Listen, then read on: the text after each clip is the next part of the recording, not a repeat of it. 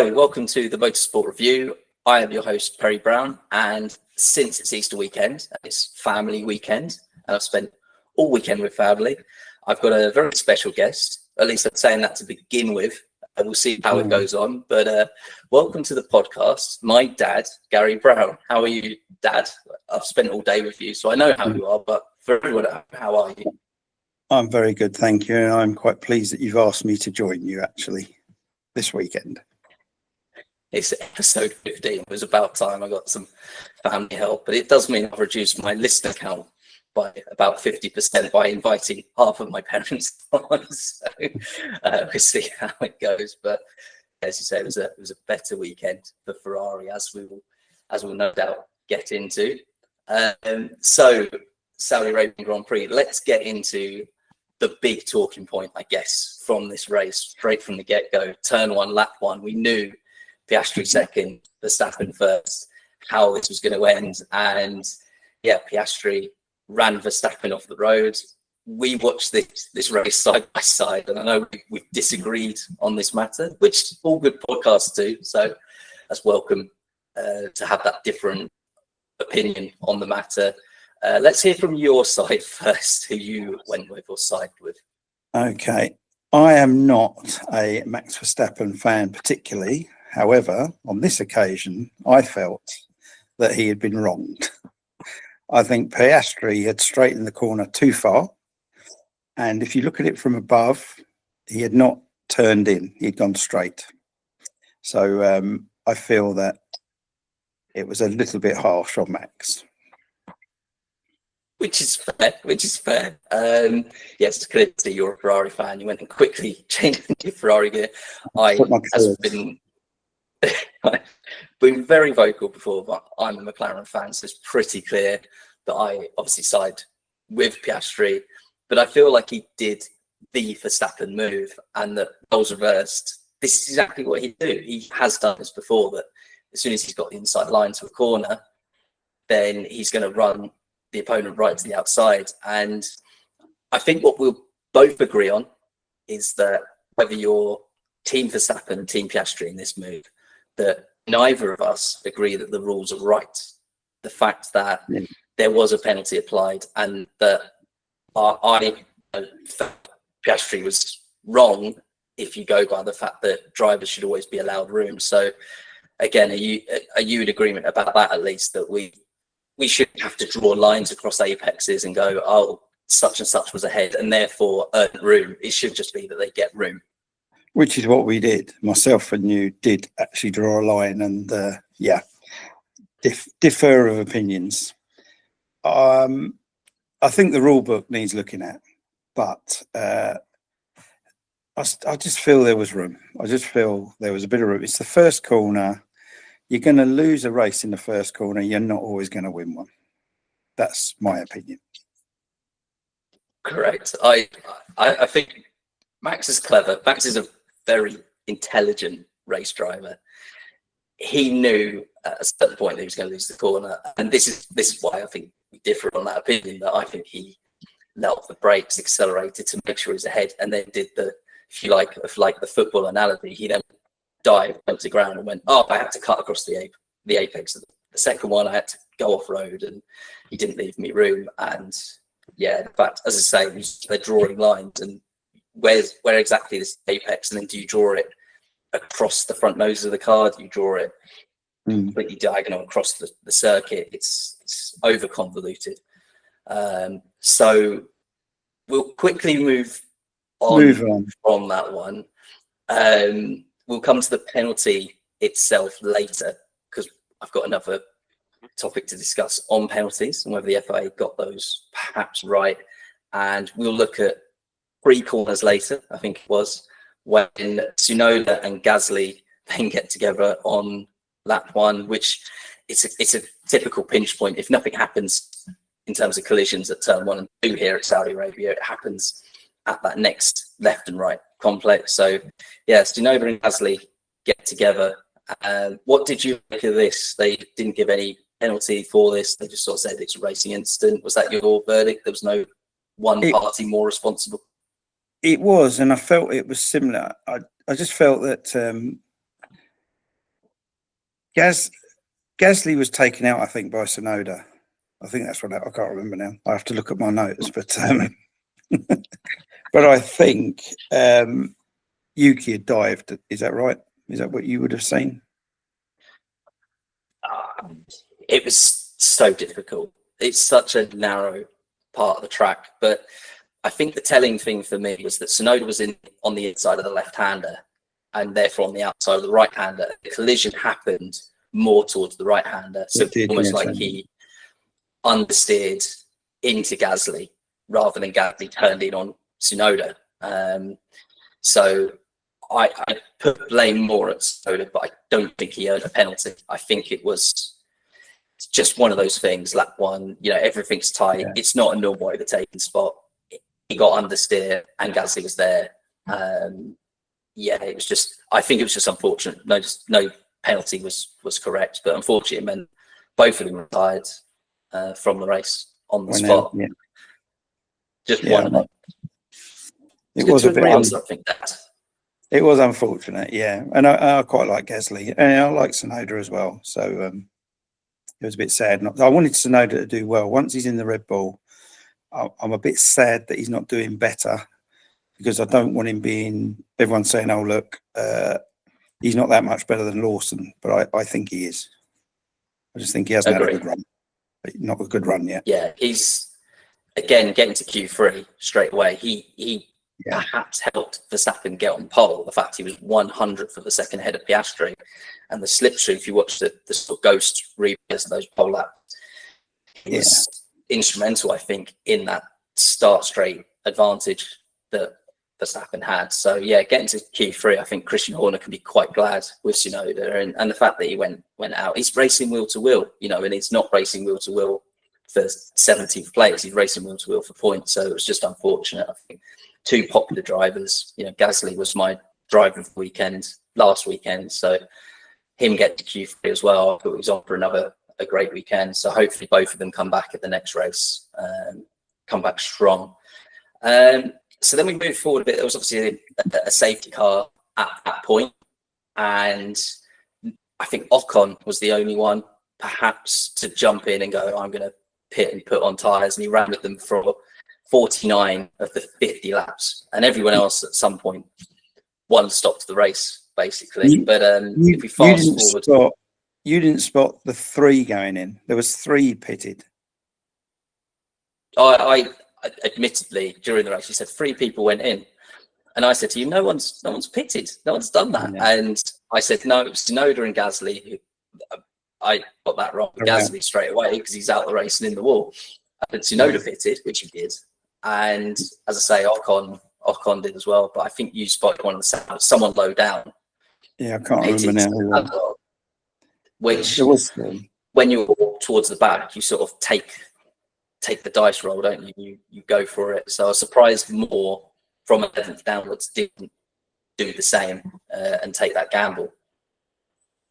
So Ocon did, and he made it to the end, but unfortunately outside of the points. But we mentioned that it was a better weekend for Ferrari. So Leclerc managed to finish third. You must be impressed with that. Must be happy with a Ferrari podium finally. I was counting down the laps because it was getting close. To be honest, Lando was doing a good job. He was hunting him, and I haven't got the faith in the Ferraris, not at all this season. And I'm sad to say that I'm disheartened by them. I think they've lost their way somewhere. I know it's Leclerc. A slower start. It is. Leclerc's doing all right with the car now. Lewis said that all the problem is him, not the car. But I'm not so sure that's true. I think there's issues. I think Ferrari have got issues, sadly. Yeah, it doesn't seem the smoothest of starts to their season. And I've said this throughout the podcast that I want that McLaren versus Ferrari fight. And I'm sure you're the same. You want Ferrari in the fight, whether McLaren are there. I like a fight. I don't like any team out, gone. It's I've watched it since I was 10. I'm 61 now. And I like a race. Exactly that. So, we need to see them fighting back at the sharp end, and Leclerc in third, as you said, they're still fought for recovering Norris. But the fact that Norris started 10th and was coming through that far back Yeah. to fight and almost took that podium off him is unlike what we thought would happen pre-season when we said this is McLaren versus Ferrari. They're in a dogfight. Verstappen's going to struggle to hold on. It hasn't turned that way so far. The fact we're at race 5, we say, well done, Leclerc, for getting the first podium. And it's not a win or a second, it's third place. So better weekend for Leclerc. And what's surprising to me was that the Mercedes weren't anywhere. When Russell started and maintained third at the start, I thought he was going to be a lot closer. And as we covered, he was picked off by Leclerc. Were you surprised by it when you started watching the race yesterday? Did you think Russell's gone, we need to worry about Antonelli? Did you think you're going to move forward as much as you did? No, I didn't. I thought George Russell was going to maybe push through and get a podium for sure. Antonelli was doing well. I've liked him a long time. I've seen him in other stuff, and he's a good driver. He's going to develop well. He's hit the ground running, and he is a threat. He definitely is a threat.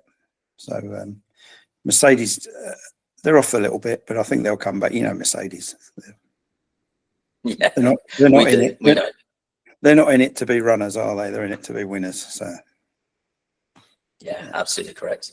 So yeah, it's been a good start to the season for them, but this was a bit of an off race and a bit worrying if pace is to be looked at, because their tyre management seemed off, and Toto Wolff said, alarm bells might be going off, how much the tyres overheated, and they have done well at cooler races again this season so far. So perhaps when the heat picks up, they're going to struggle to keep those tyres in. So that's a storyline to watch over the coming races, because I think the next race is Miami. Yeah, pretty hot down there. So we'll see how that goes. And that's a sprint race weekend as well. So important to see how that one goes for them. And then Hamilton, as you say, behind, didn't really offer much weekend. Again, I'm willing to give him time to settle in, but you alluded there to you thinking that the problem is more the car than the drivers. Well, if you listen to Hamilton, he's the opposite. He reckons that the car is good. It's got good pace. But he was saying that he apologised to the team that he was off. And he said, obviously Charles, he's got a third place out of it, a podium. And Hamilton said, I couldn't do any better. I was driving my best. So my opinion, which I think we talked about, is, and I think Brundle hit it as well, Hamilton's been, 13 years maybe, Mercedes. He's got a lot of unlearning. It's quite hard to say, but yes, he's brand new in the Ferrari. He's 5 races in, maybe, let's say he's done 7 races, but he's 5 races in. It's a big transformation. He's only been at the team since December. So I've never been a Hamilton fan, have I? You know that. And I just think he's doing his best. I don't. He's struggling. He said he is. Yeah, I think we look at that transition from McLaren to Mercedes when he moved there. In the first year, he won the race. I was there. It was the one race I've been to, and I watched him win his first race in Mercedes. So they weren't far off. But then obviously 2014 came around. He obviously saw something, and lo and behold, we got the 2026 regulations. I think it was a smart move by him. He's got one throw of the dice left. He's put it in Ferrari. I think that was the right choice. We'll see how it plays out. So we'll give him this year to develop, and it is that big transformation. It's the first time he's not had Mercedes power. So even learning all the sort of subsystems, that they talk about in the steering wheel, in the control of the engine, the management of this engine. Yeah. Yes, it's a big transformation. So we'll see. We'll see how that develops. But let's talk about Lando Norris and him recovering through. So he came through. It was Hamilton and race. He did do well to recover. I think that was what was clear. I said before that if he wants to stand and show he's a champion contender this year, which we all know, he was pre-season favourite for a lot of the bookies, then he's going to have to recover well today and show that he can get his elbows out. And I think he did. You're impressed with the overtaking by Norris, him coming through the field like he did? Yeah, for definite. He knows. I mean, he's a seasoned campaigner now. He He knows what he's doing. He does. I think he struggles under pressure. You know, he's not the full package yet. I think he's a champion, but he's his racecraft was good. He came through well, and I was impressed with where he ended up. I actually thought he was going to get Leclerc. I was literally counting the laps, and I was like, no. Well, I was. So yeah, I think he did well. As I say, we sat next to each other. Yeah, his recovery was good. Was he 10th? Yeah, 10th on the grid. Yeah. 10th on the grid. He avoided that Gasly Tsunoda crash happened right in front of him. He did well. And my initial thought was, oh God, he was involved in that. But no, he avoided it nicely, moved through. The only criticism, you know what? All of my McLaren loving friends that know that I'm a McLaren fan must think, God, this guy hates Norris, because I sit here week in, week out and sort of pick that 0.01% that I think he could be better at. And this race, the only smallest criticism, if you take away qualifying and if you're going to crash, do it in Q3. That's what the champions do, isn't it, Max Verstappen? But especially on this track. But it was that it took him 3 laps to get past Lewis Hamilton, and that there was a little bit of coaching from Will Joseph to do it. He said that. Yeah, I picked that up. Yeah, I did pick up on that, because Hamilton's 7 times champion, so he has got a lot more. Norris should now be able to pick where he's going to do it, and to ask his engineer, maybe it showed a little bit of a weakness on his side there. But remember what I said, Piastri's got Mark Webber, who's a fantastic driver. I like Webber. He's got him as his manager, and his insight will be massive. Norris has got, obviously, his engineer, and his dad's his manager, and I think he misses having maybe a seasoned campaign. If he had Coulthard or someone like that, I think he'd be a different driver. I'm not sure he's. I don't think I could work with my driver. Your dad? No, he's hard work. Yeah, I've heard that from multiple sources. Yeah, a lot of good lucks tonight. Yeah, there was. Yeah. But yeah, I'm not sure Lando's a multiple champion. If I'm honest, I don't think he's got that wicked streak. That I don't want to say nasty, because it isn't. I'm a massive Vettel fan. Obviously, I was a Schumacher fan. Their multiple champions are very different. They're very, I want to say selfish. They're, I can't think of the word, ruthless. I don't think Lando is. I think he's got Martin Condor in him. I think he said last season, perhaps, or between seasons, that he wants to win things the right way. And that's fine if you win the things. So I think occasionally he needs to pick his battle. He does need to get the elbows out. And again, I criticise him. I just criticise. And I know he's his own worst enemy. But Austin last year, I was saying before the race, I was saying, if Lando's going to do this, if he's going to win this race from pole position, he needs to get the inside and he needs to cover it. And he left the door's width on the side. And I said, the best wouldn't do that. The best would not leave that gap. And that's when he needs to go. I'm going with Will. And I'm sure that over the season, if Piastri keeps going as well as he is doing, then he's going to have to at some point go, okay, I'll get my elbows out.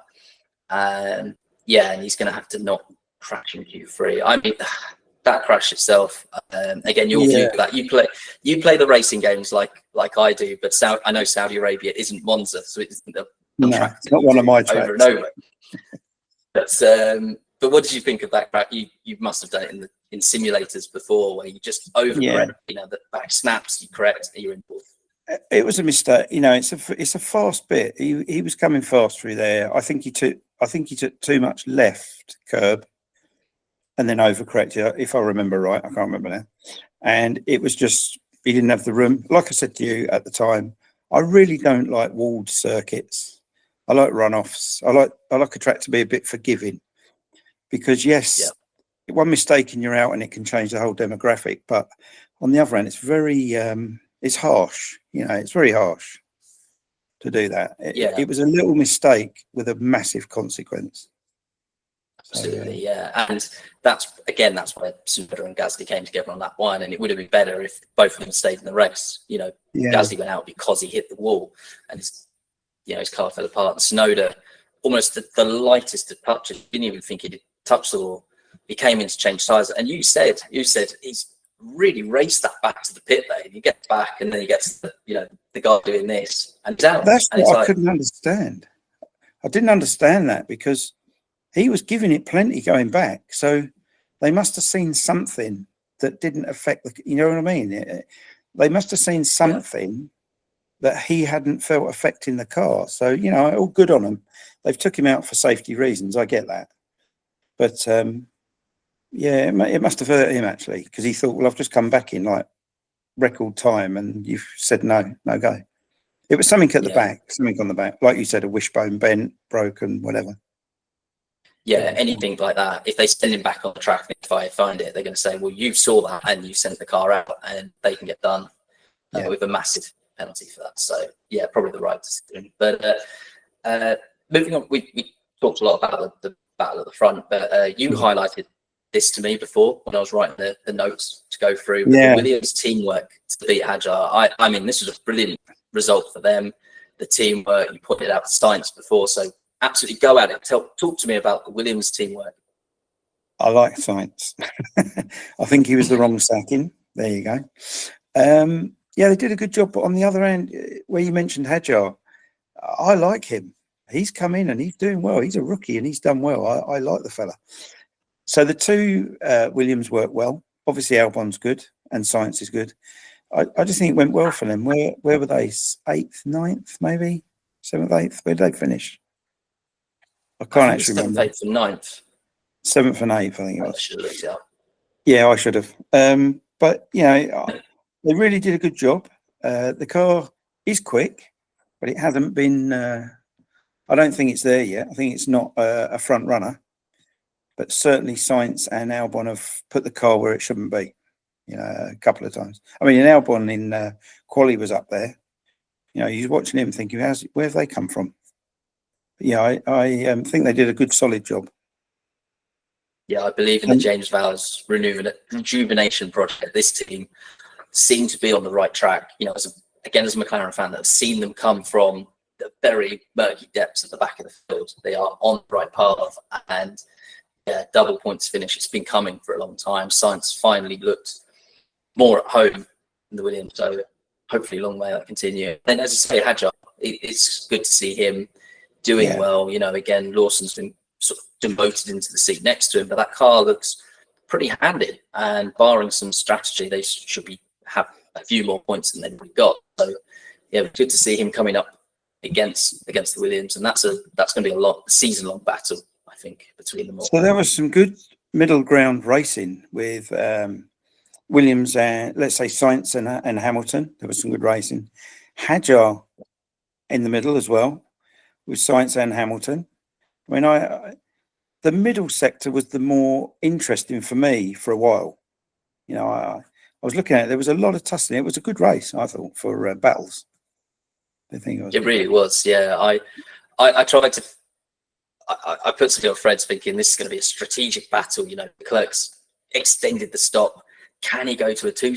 Can he go to a one stop whilst others are two stopping? And actually, it was like lap 35 by that point. I didn't realise how far into the race we'd already got. So it was quite interesting how fast paced this race was. And as you say, you had to be clinical in your overtakes. You weren't going to beat someone on strategy during the race. You had to get the job done. So there was some really good dogfights in the middle of this race. You're right. It was good to see. And that was for, I feel, we had Bortoleto upsetting his manager Alonso at one point. Yeah, that was good. Yeah.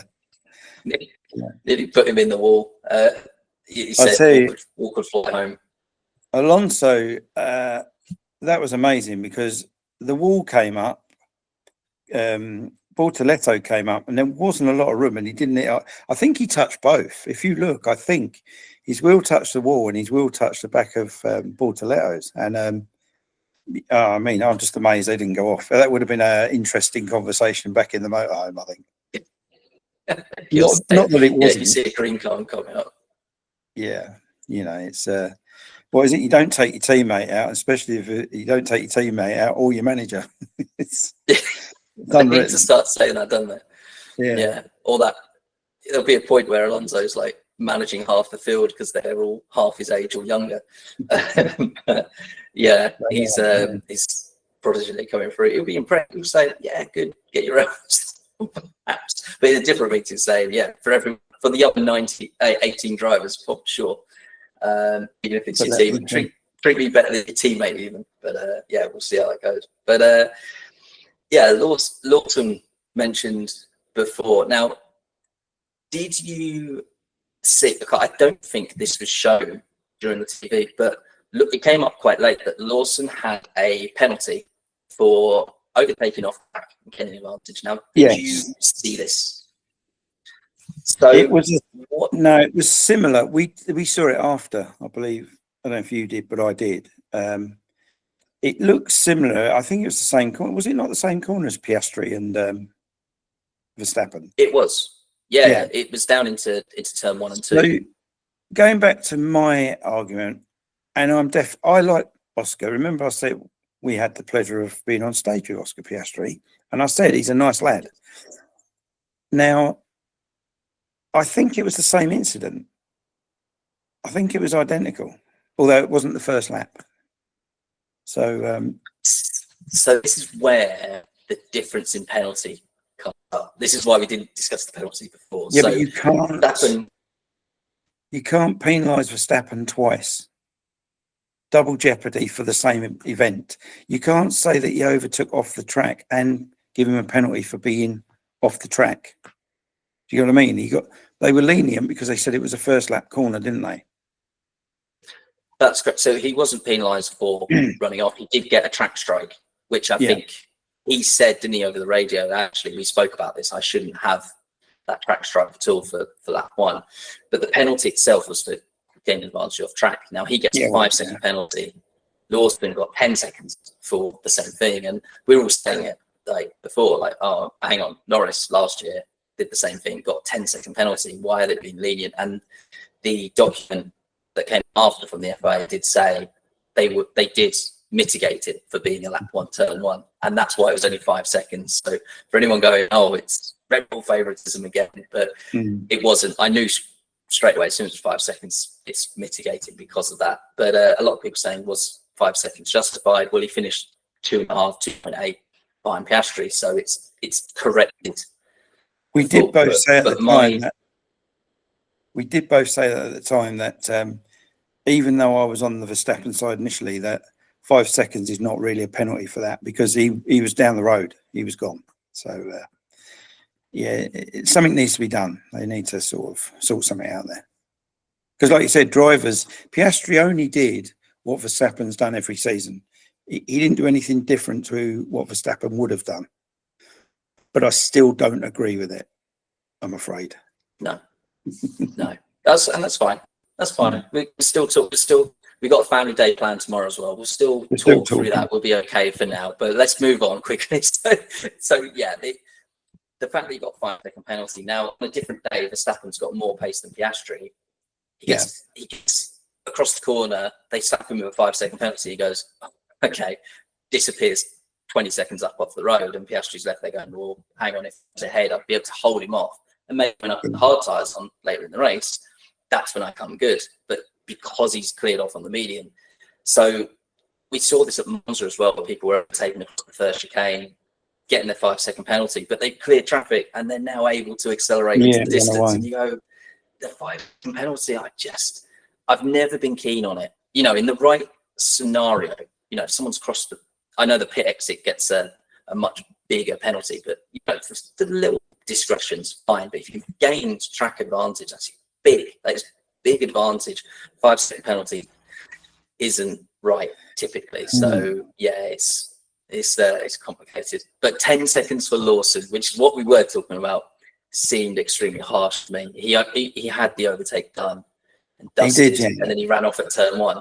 And they go, no, you gained an advantage of track. Because it's not only gained an advantage, is it? It's retained the lead. So it's not like he's overtaken off going off road. He's maintained the lead. So yeah, you did touch on something else. He'd lost more time. I know he held must slow down. doing, but he made a very big attempt to cut back on. By turn 2, he was back on the track, but he just ran off slightly, and they sort of went, no, he only got ahead. And I thought, no, his rear wing was ahead of the front wing. He was well ahead. So, yeah, I thought that was unfair. But as you said earlier, it was a good race. There was a lot going on. We'll come to the end of the race review there. And I've got 2 questions for you that I ask, unless you've got something else to say on that point. I've got one other little thing that you vaguely touched on. Lando's pit entry, pit exit, infringement potentially. Yes. We both thought that he had infringed coming in, but the penalty said investigation for exit. Definitely on the way in, he had crossed the line or on the line. That didn't get mentioned. And that's the one that we both looked at and said, was it or wasn't it? But he was very lucky there, I think. I agree. He was off the track. And if they're going to paint a white line, then it's got to be there for a reason. That was the thing. And I don't know the ins and outs of the rules, but again, why paint the line if they can cross it anyway? Because that's just, any kind of shorter line into the pit you're going to take it. The exit, when we looked at it, it was, I can't remember what both thought on that. I said it's literally any part of the wheel touches that line now. And I think this was changed after Verstappen put his wheel completely over the line and said, but I didn't cross it. Yes. This was at Monaco. So he got probably as close as you can get without getting the penalty. They changed it, didn't they? That you must remain within the line. So he could be on the line. So he was on the line, but not over it. And it was an awkward angle. But I think Brundle touched on it, saying they've got better views than we have. They've got a camera on the end of the pit wall that would have showed them. So although we thought it may have been, it obviously wasn't. So good on him, I'll say. Yeah, that's your McLaren favouritism showing through there, though. Talking of favouritism, let's talk about who was your driver of the weekend, over a weekend, so perhaps qualifying race, and I want to know your highlights of the weekend as well. So weirdly, I was saying my memory's not that good. I like Antonelli, and I thought he'd done well through the weekend myself. Race-wise, I would say, I hope there's no other Ferrari fans, but I'll probably say Lando, to be honest. I think he did a good job coming through. And another 2 laps. 2 laps he would have got Charles. Charles had done some really good work, really good laps, but he'd taken everything out of the tyres. So I give him credit. I think he perfected it. he took, you want the tyres to be dead the second you cross the finish line. So I'll give him that.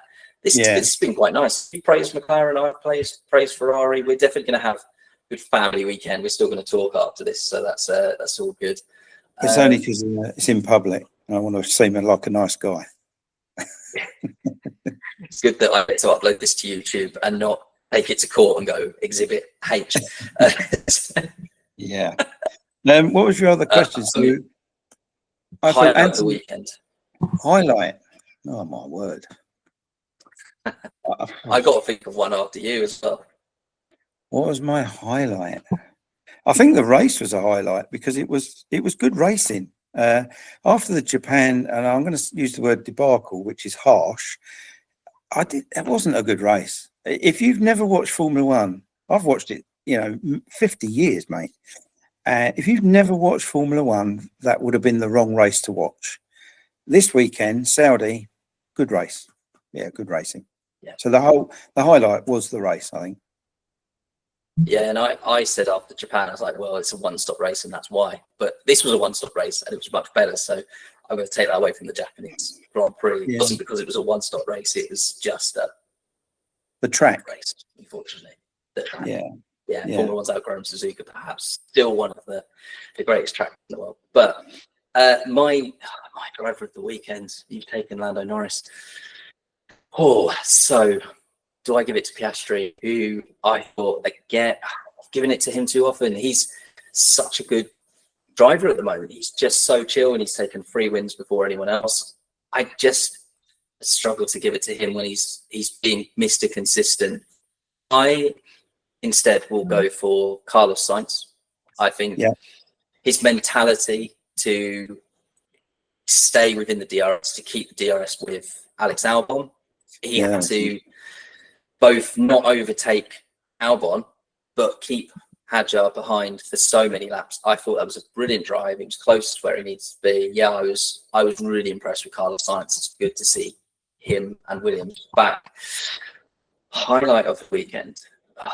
Is it harsh? I quite enjoy all the drama around Christian Horner, and I know he gets a lot of hate, but there's something about the way that he has his media pen and he brings his printouts and he's showing onboard footage of, look, this person's ahead, this person's ahead. And the world of like all the fans, you know, I covered the Formula 175 for the launch event, and he gets booed, and he's standing there going, "Oh, I think just because Max has won things and they've got memories of 2021." It's like, no, because you do things like this to yourself. You sit there with printouts and you go, "Oh, 5-second penalty. This is ridiculous." And next week, Verstappen will be the one driving someone off the track. The other person will get a penalty and go, "Oh, that's brilliant driving from Max Verstappen." So, as much as it irks me that he can't take a loss, I do love that drama as well. You know, it gives us something to talk about. There's a bit of a low highlight, but for me, I just love that call of the man to actually show up with printouts, with receipts. I have it printed out, as someone else would say. You've been watching it long enough, I think, to see what I see. And one of the things I like, it's a shame Gunter Steiner's gone, because I think the team principals now are all good. You've got Zach, who seems like a great guy. He's hilarious. You've got Fred, Toto, Horner sometimes. I mean, but they all seem to have a fun side, and they get on. I know it looks like they're not, but they do. And I think it's good. I mean, there was years ago that it wasn't like that. There was no fun in Formula One. It does make it different. I was going to say something about Piastri, to be fair. One of the things also I think that brought Piastri on, his new contract is a massive jump in salary. I know money's not everything, but he now must have the opinion that he's valued. And I don't know what it is. In my head, I'm going to say 20 million, but whatever that is, it doesn't matter. Yeah. That faith from Zach has had a definite positive effect on him, because I think he's not far behind Lando now. He might even be on the same money. I don't know. So he's got that uplift, and I think that's part of it. I think it's a number of years. I think if I was a Formula One driver, and I know Toto Wolff used to be the fan of the 2-year deal, even when it's Hamilton Rosberg, you know, signed up to 2 years deal. SAS wanted a multiple-year deal, and they said, we'll give you 1 year, and that's where that fell apart. So to put these drivers on like 4-year deals must be huge. You must think, okay, so it doesn't work this year, and then the car's not good in 2026, but I've still got a recovered 2027. Hey, it takes 2 years to redevelop the car. 2028, I'm still in this team. Yeah. That, as you say, you suddenly got the confidence to go, okay, the team believe in me. Let's do this together. So yeah, I agree with that. But shall we wrap up there? Because we both got we're going to go talk now. Literally in the sitting rooms. I'll probably put you right now because we're spending tomorrow having more family time together, which is lovely. So we're going to end the recording there. For everyone listening at home, thank you very much for doing so. If you could please recommend this to someone if you enjoy what you listen to. Dad, if you could get Mum to listen occasionally a bit more, then that would be great. Back up to 2 listeners. I'll try and get my wife. She hates F1, but just a sympathy listen. But yeah, if you enjoy what I do, and I got a lot of feedback on the family weekend about what I can do better, and I'd love to hear it. I honestly do. So again, if you feel like I can do better in some ways, then absolutely let me know, and I'll try my best. If the way that you want me to improve is to shut up more, well, this one's for you. Good night. Thank you for listening.